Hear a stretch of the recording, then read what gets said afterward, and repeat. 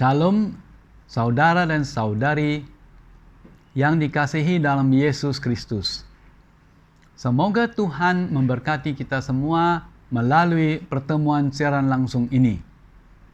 Mari kita berdoa. Bapa kami di surga, terpujilah nama-Mu.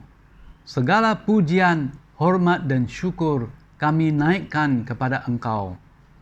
Tuhan Yesus, Engkau bertakhta di surga dan berdaulat dalam segala keadaan. Berkatilah semua anak-anak-Mu dan umat-Mu lewat firman-Mu. Kami berdoa dan mengucap syukur dalam nama Tuhan Yesus Kristus, Juru Selamat kami. Amin. Amin. Kita nyanyikan lagu, Mari Kita Sambut Sang Raja. Nomor 207 dalam buku nyanyian ini, ataupun kalau Anda mempunyai lagu nyanyian lain, boleh guna pakai juga. Tetapi dalam buku nyanyian ini adalah nomor 207. Mari kita sambut Sang Raja.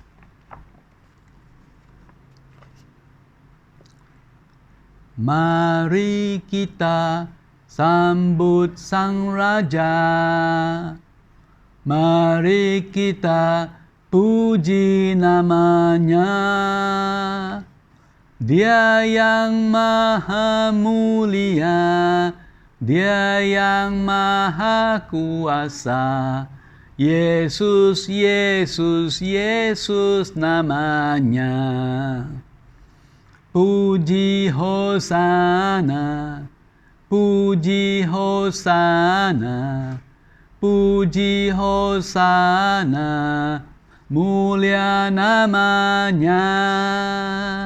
Puji Hosana, puji Hosana, puji Hosana, mulia namanya.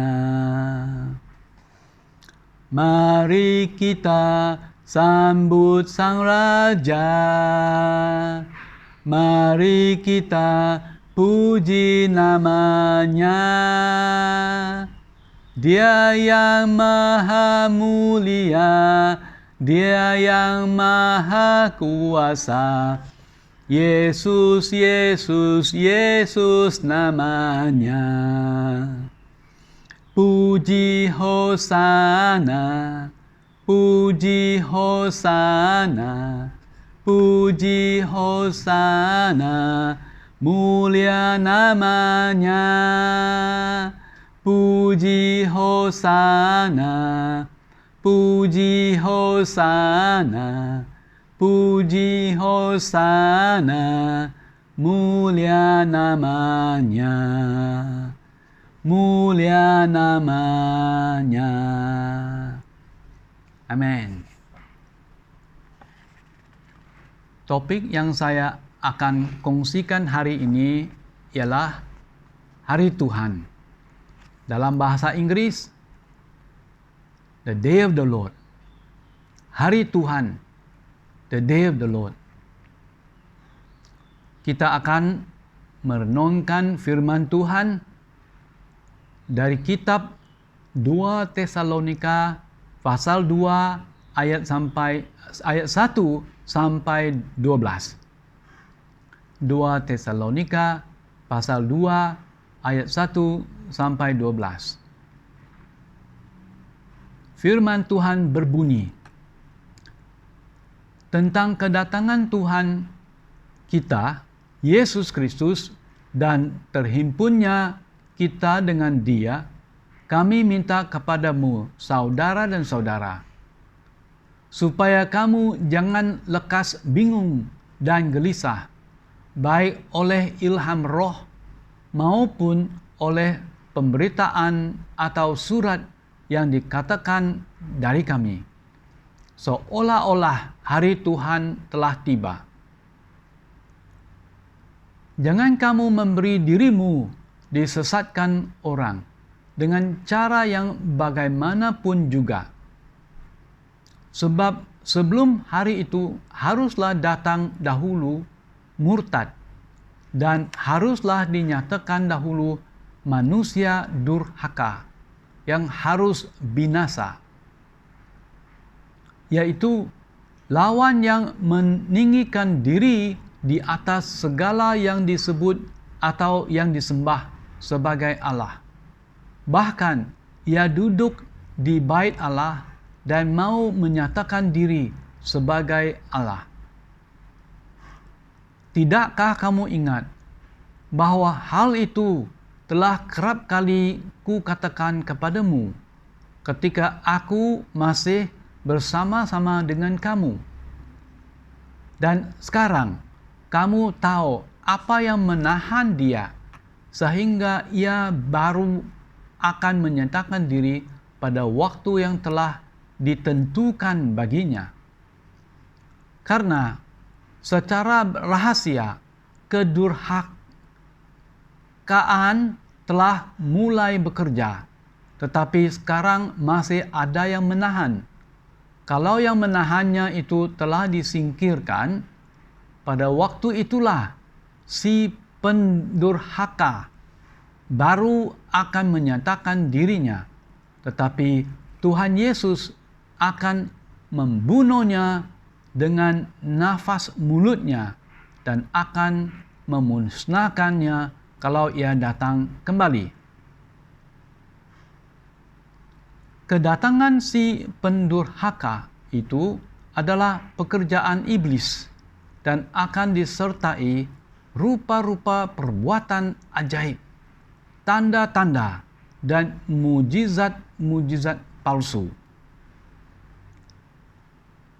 Dengan rupa-rupa tipu daya jahat terhadap orang-orang yang harus binasa karena mereka tidak menerima dan mengasihi kebenaran yang dapat menyelamatkan mereka. Dan itulah sebabnya Allah mendatangkan kesesatan atas mereka yang menyebabkan mereka percaya akan dusta.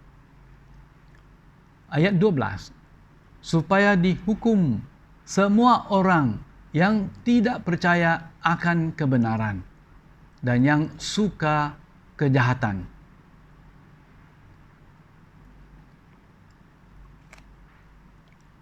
Kalau kita lihat kembali kepada surat Rasul Paulus yang pertama kepada orang Kristen di Tesalonika.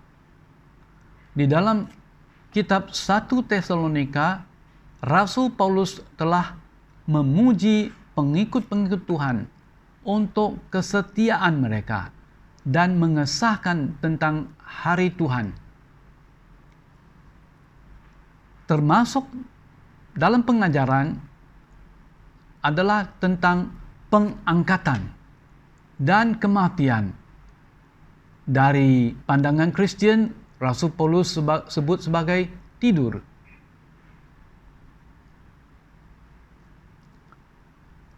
Dalam kitab 2 Tesalonika pasal 2, di sini Rasul Paulus memberi pembetulan tentang salah faham buat kedatangan Tuhan.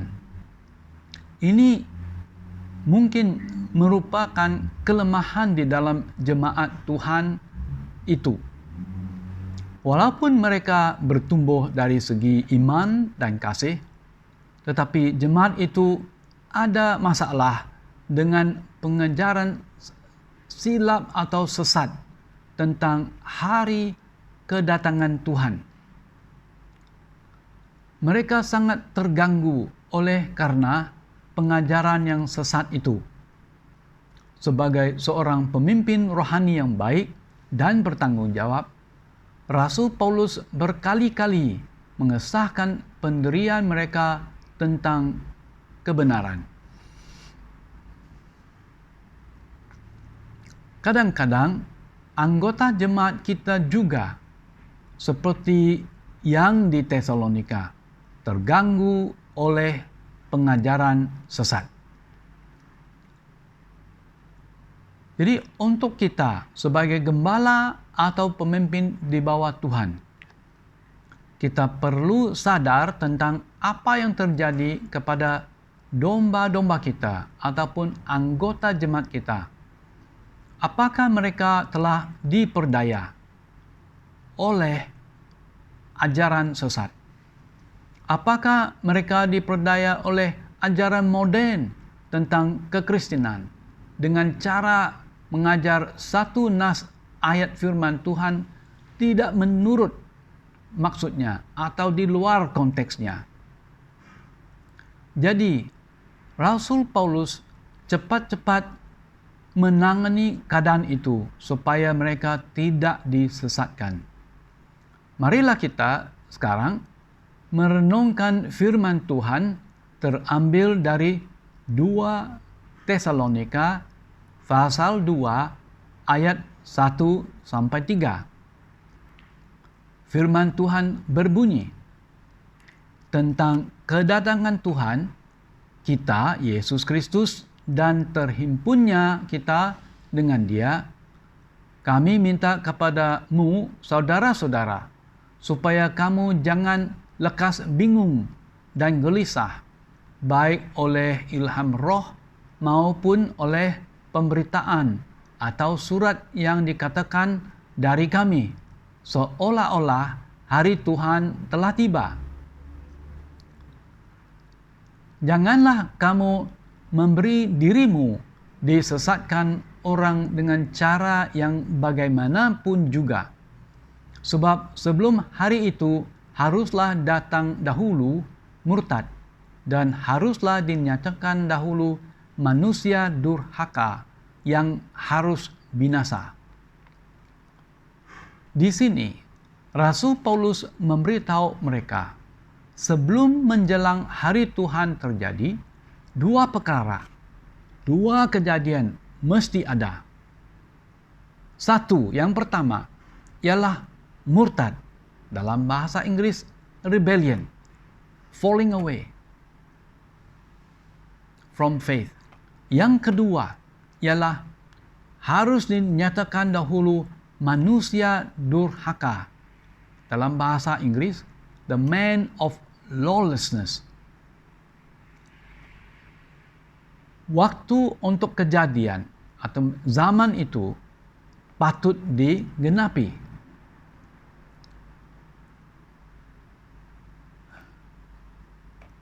Kita sadar tentang ajaran sesat yang dinyatakan di dalam ayat 1 dan 2. Ajaran sesat itu mungkin diberi melalui nubuat atau ada pemimpin tertentu menulis surat kepada jemaat di Tesalonika, mengajar bahwa hari Tuhan telah tiba dan mereka hidup di dalam hari Tuhan. Tetapi kebenarannya, ajaran dari para rasul dan Roh Kudus berabad-abad adalah bahwa hari Tuhan itu sudah dekat.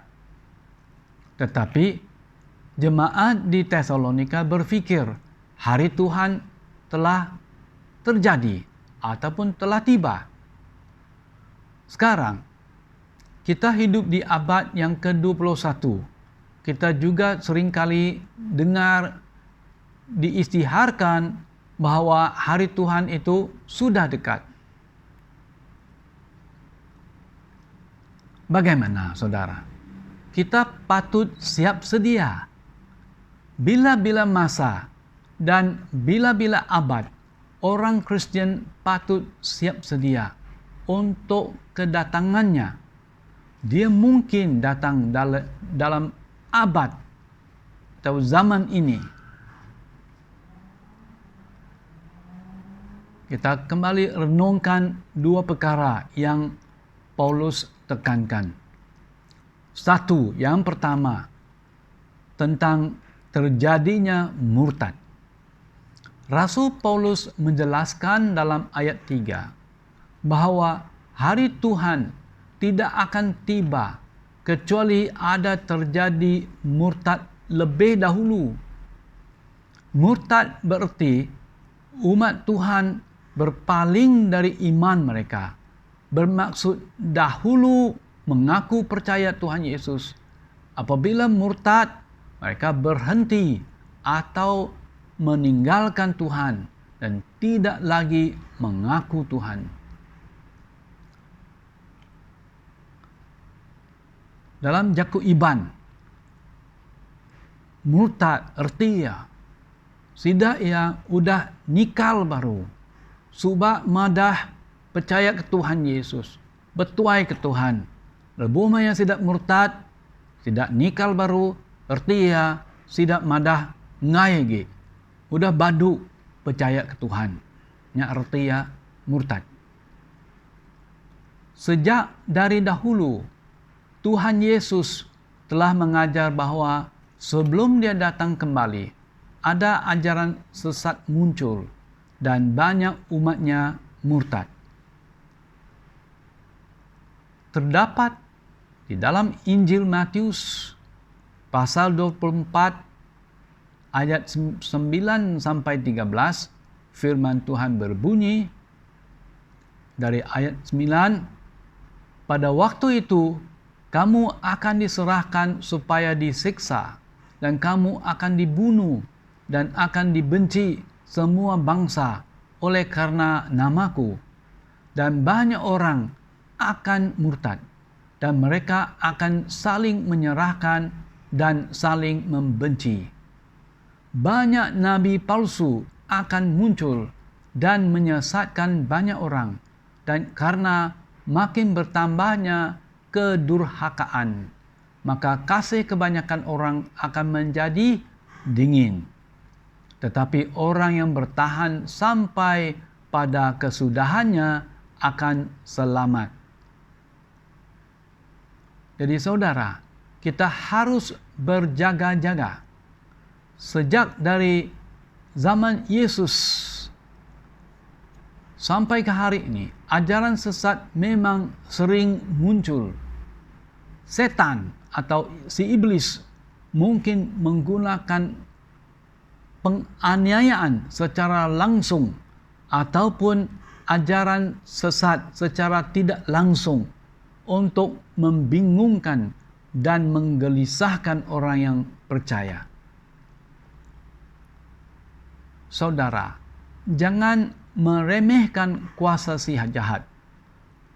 Rasul Paulus prihatin terhadap orang percaya di Tesalonika. Dia tidak anggap perkara itu sebagai perkara remeh. Ajaran sesat telah membuat orang bingung dan gelisah dalam iman mereka. Ayat 2. Awasilah mereka yang telah disesatkan dan diperdaya oleh si jahat di dunia ini. Dalam zaman akhir ini, kita siap sedia bahwa ada tsunami dalam ajaran sesat yang akan melanda dunia ini. Maka dengan itu, ajaran benar dan tulus sangat perlu untuk damai sejahtera dan ketekunan dalam Tuhan. Ingatlah, ajaran sesat akan membuat orang bingung dan gelisah, dan lebih terdedah kepada tipu muslihat.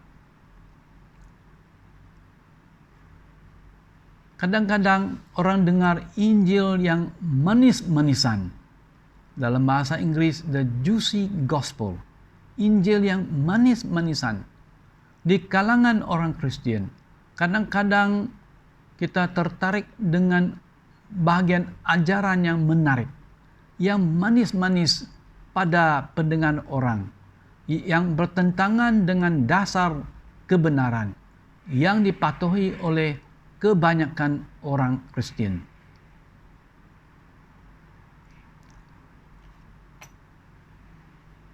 Ajaran benar adalah ajaran dari rasul-rasul yang harus menjadi fondasi atau dasar kita.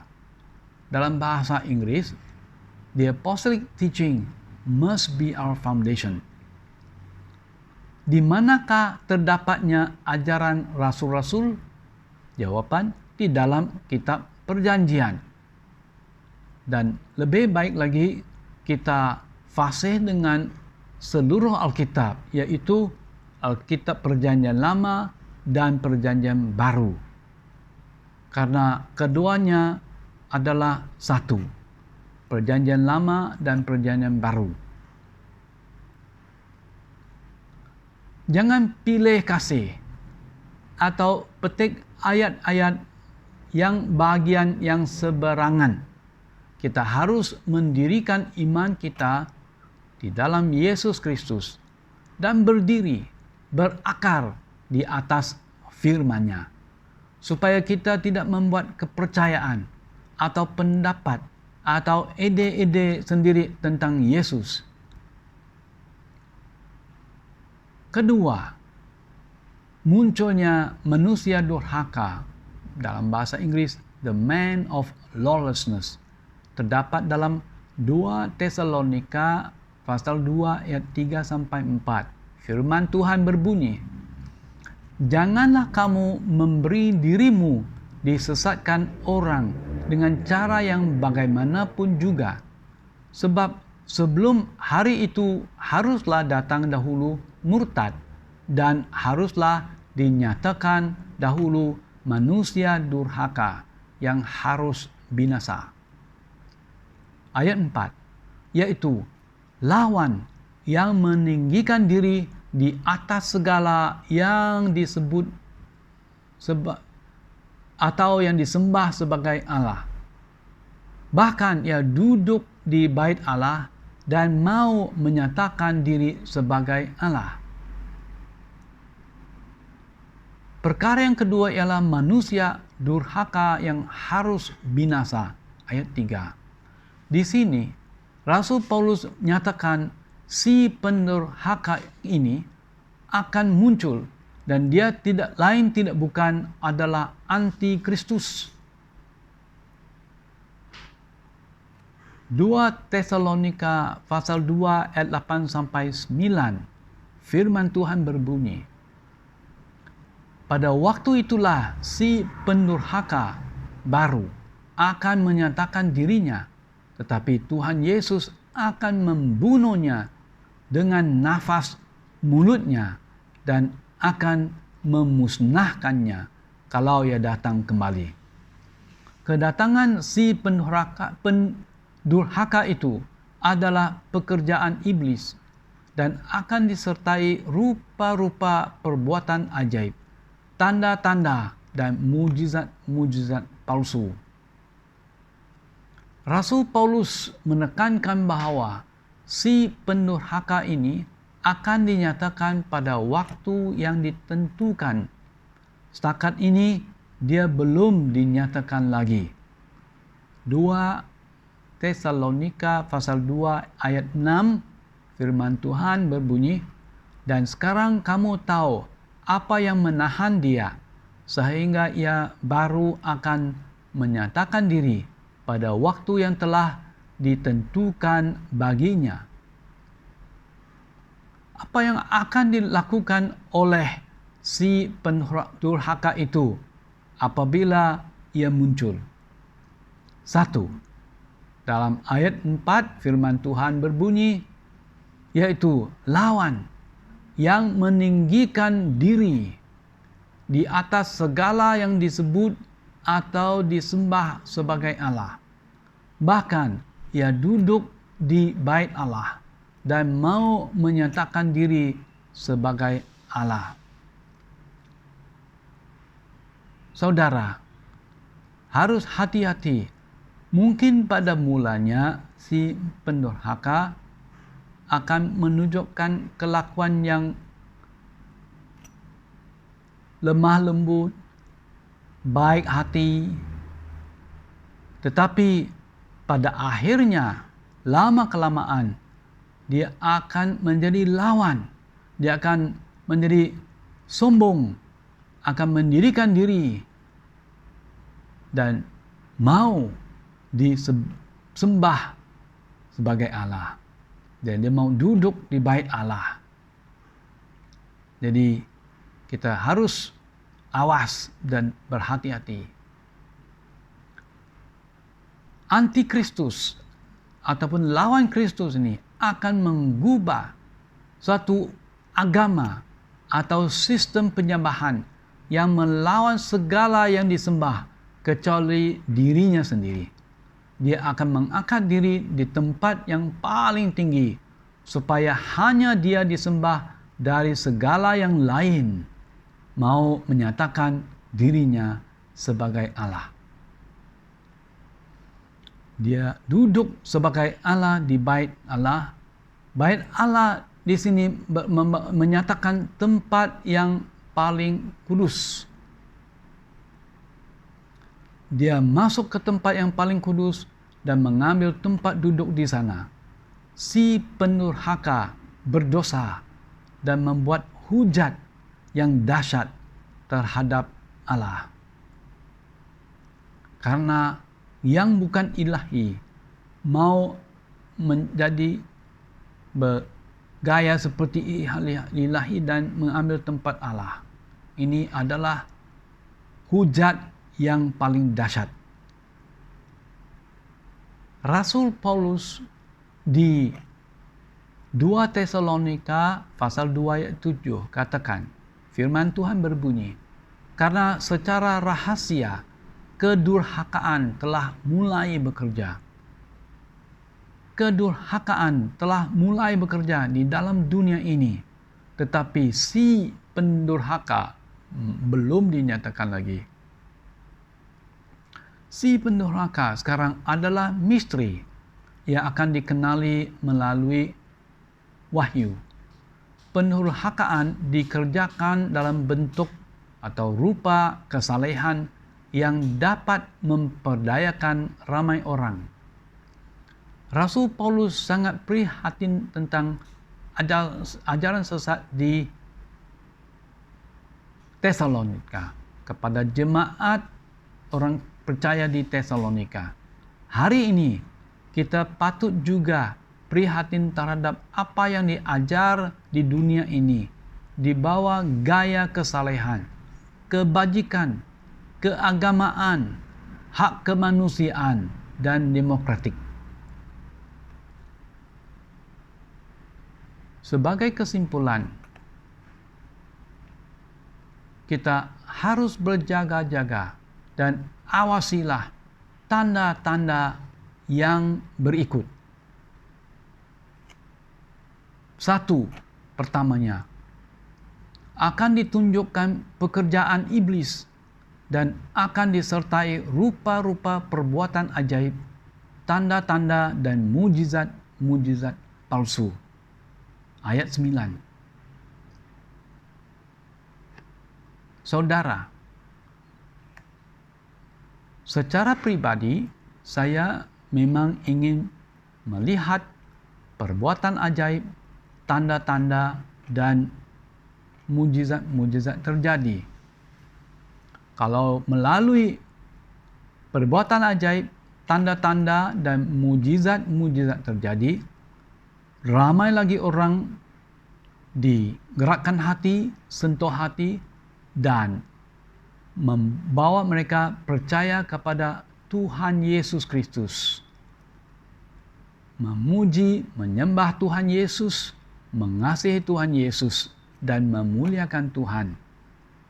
Tetapi si iblis apabila datang membuat perbuatan ajaib, tanda-tanda dan mujizat-mujizat palsu untuk menyesatkan orang.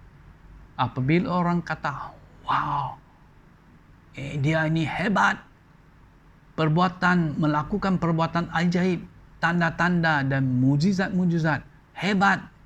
Kemudian mereka memuji manusia dan tidak lagi mengasihi Tuhan Yesus, tidak lagi mengasihi kebenaran dan perbuatan dan menghormati dan memuji, menyembah Tuhan Yesus.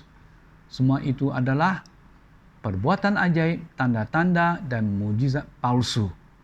Kalau membuat orang berpaling daripada kebenaran, mereka berpaling daripada menyembah Tuhan Yesus. Yang kedua, ada orang tidak mengasihi kebenaran dan memilih tipu muslihat yang dusta yang menuju kebinasaan.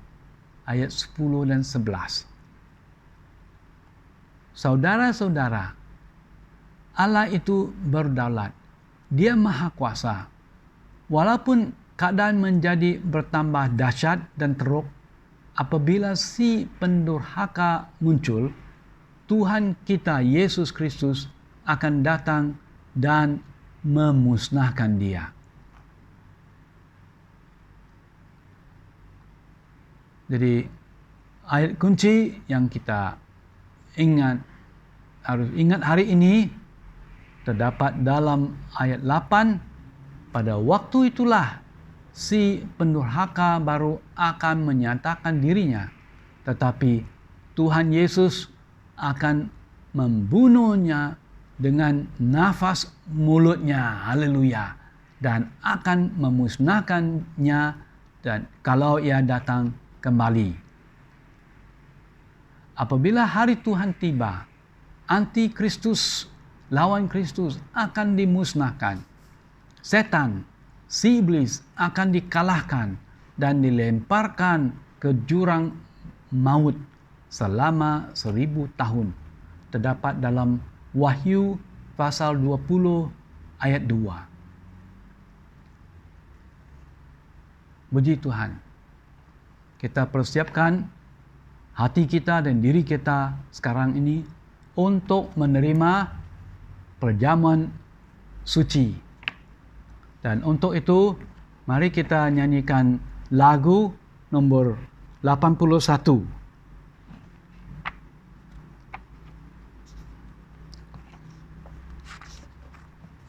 Di dalam buku nyanyian ini.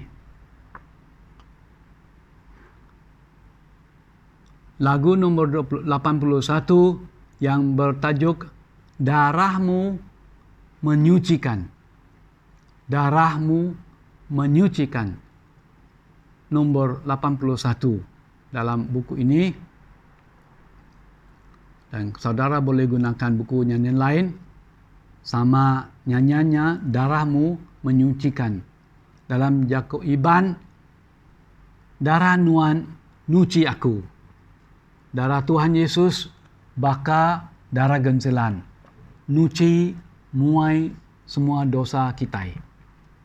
Darahmu menyucikan aku. Darahmu menyucikan. Darahmu memberi hidup. Darahmu menggantikan korban yang menebusku. Sucikan putih dari salju, Yesusku, Kaulah korban Allah. Darahmu menyucikan, darahmu memberi hidup, darahmu menggantikan korban yang menebusku. Sucikan putih dari salju, Yesusku, Kaulah korban Allah.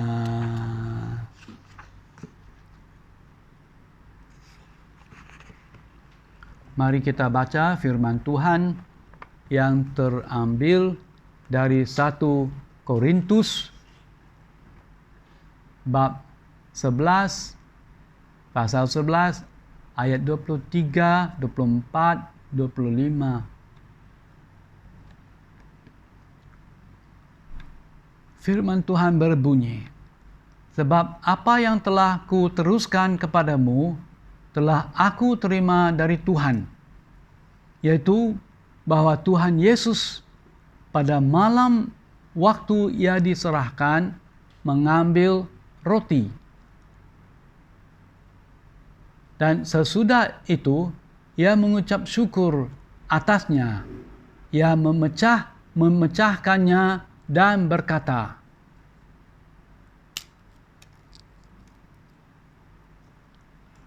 "Inilah tubuhku yang diserahkan bagi kamu. Perbuatlah ini menjadi peringatan akan aku." Demikian juga ia mengambil cawan. Sesudah makan lalu berkata, "Cawan ini adalah perjanjian baru yang dimeteraikan oleh darahku. Perbuatlah ini sebagai peringatan akan aku. Sebab setiap kali kamu makan roti ini dan minum cawan ini, kamu memberitakan kematian Tuhan sampai ia datang." Maka sangat sesuai dan cocok, saudara, kita menerima perjamuan suci sesuai dengan firman Tuhan. Kita memberitakan kematian Tuhan Yesus sampai ia datang. Tuhan Yesus datang buat kedua kalinya. Haleluya.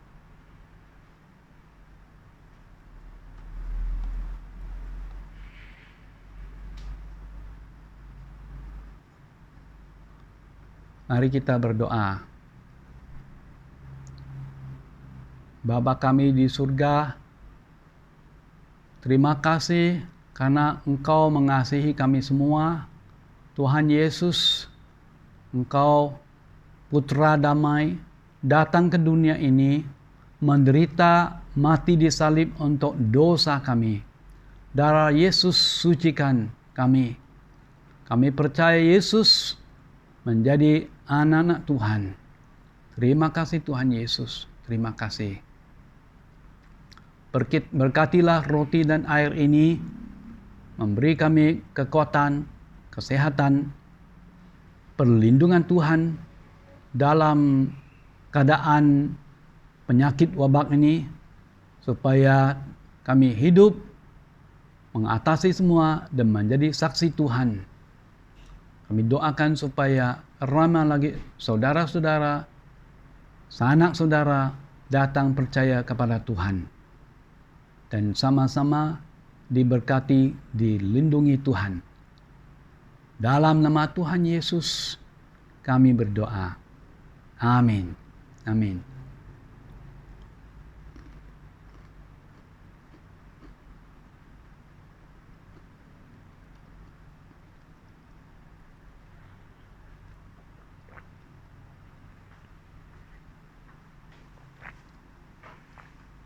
Puji Tuhan, Tuhan memberkati, menyertai, melindungi. Tuhan Yesus lindung ayung kita, bala kita, sampai kita bertemu kembali. Amin.